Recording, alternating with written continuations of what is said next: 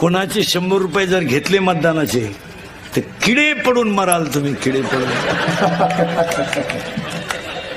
विनोद नाही, स्वाभिमानानं जगायला शिका. जगावं कसं?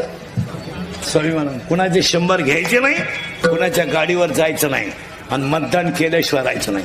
आणि हे सगळे नगरसेवक महापौर लोकांना सांगून ठेवतो, शिक्षक लोकांना अजून मतदानाचं प्रबोधन होणं गरजेचं आहे. अजून लोकांना त्याची किंमत कळली नाही. नगरसेवकाने प्रत्येक वार्डातल्या व्यक्तीला मतदानाचा अधिकार समजून सांगितला पाहिजे. 100% मतदान होईल तेव्हाच काहीतरी होईल. अजून लोकांना मतदानाची किंमत कळली नाही. तुमचं काय मत आहे?